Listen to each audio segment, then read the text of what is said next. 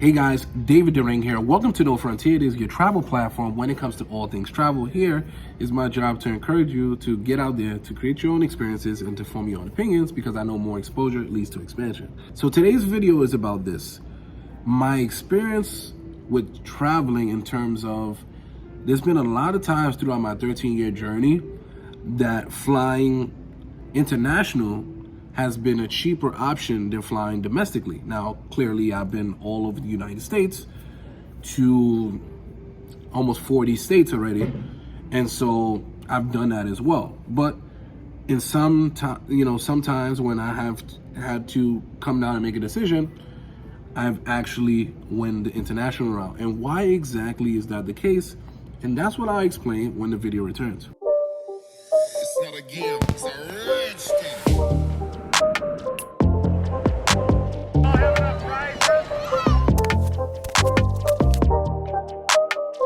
How many of you wish that you knew someone that you...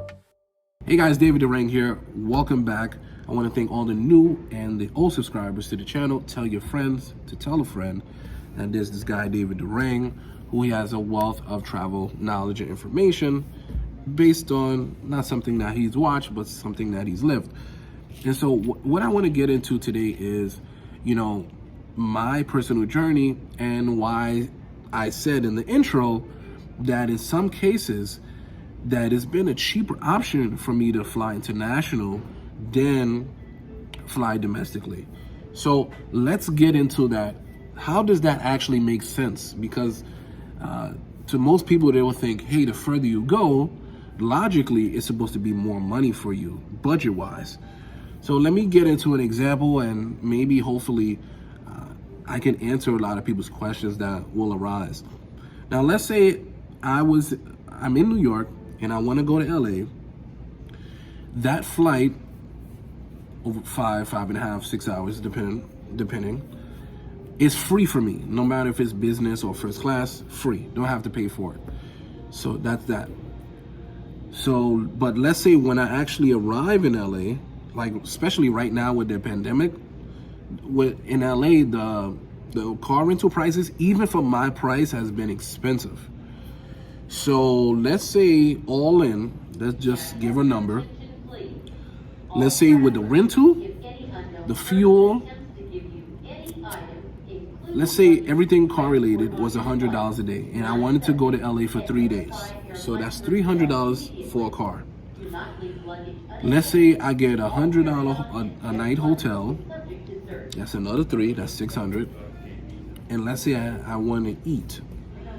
Let's just cap that at $100. Let's say I go to a place to have a nice meal, and then the rest is like takeout. So we'll just cap that at $100. So that's $700 just for a 3-day getaway for myself. Now, let's go abroad. Let's go over the pond. Let's say I go to Amsterdam, which I've been to as well.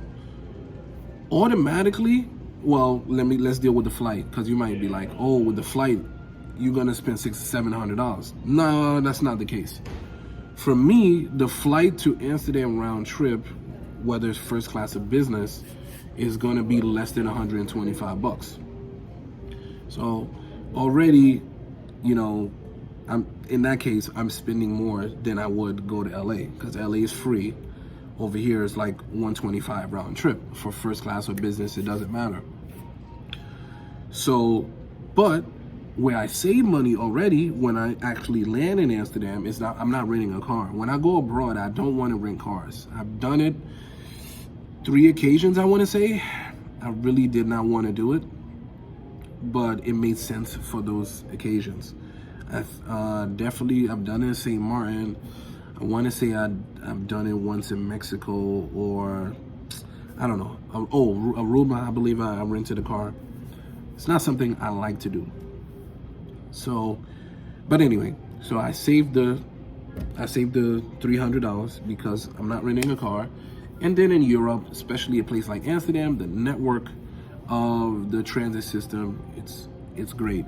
And it's kind of like a free sightseeing thing to do as you're on the bus, to actually, see what's, You get like a cheap city tour.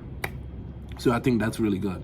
Another thing is, I'm gonna save money with the housing living arrangement, where I'm not gonna have to pay $100, because in Europe, for example, a lot of travelers like myself use hostels. So, I mean, a lot of people will be weirded out at the thought of a hostel. You know, people want to mention the movie or whatnot. They'll be weirded out, but like there's a major benefit of using it. It's cheap. Like, so you pay for a bed. So let's say a bed is like $15 a night. You pay for that. I think the cool thing about a hostel is like at nighttime, like in the common areas, people play pool together, they barbecue, they do a bunch of stuff. And also there's like a transfer of information, because let's say you land somewhere, let's say you check in, people are just giving, hey, where you from? Oh, where you from? So you're just in exchange mode, like trying to figure out where people are from. And then it's like, oh, have you been here, or you go? So people are just telling you, they're giving you all the information on places where you want to go. So that's good. Now, in the same scenario, if I was to go to LA and rent a hotel, there's nobody to exchange information from. Maybe the front desk, but a lot of times what I find is that in America especially, people that work at the front desk, they don't have a lot of information. A lot of people don't even know their own city, so they don't have a lot of information. So at least with in the hostel, travelers will share and give better information, especially if they've been there for a week or two or whatnot. So that is the major thing. And then, if it weirds you out too much, I'm gonna give you a travel hack. Hostels, most of them have separate rooms that you pay extra for. So if you wanted to, because I think I did this in Amsterdam as well. Wow, that's crazy. In Amsterdam, I had a separate room in a hostel building. So let's just say it was $40. Now I think it was less, but I'm gonna say 40 to keep it even. So for the same 3 days, that's $120 compared to spending $300. Now, when we talk about food,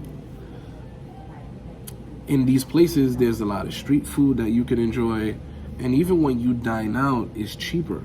Another tidbit I'll share with people is, when you travel abroad, the tipping system that we used to hear is not really the case there. Like, literally, you can go out to a restaurant and eat, and technically don't have to tip for a lot of places. Sure, you can do your best to like figure out if that's the case, but generally speaking, when you travel abroad, the tipping system, you don't really have to tip people because they get paid to actually work there. Obviously, you can choose to do that, but you don't have to. It's just a different way of doing things. And here's a different thing, and then I'll wrap this up.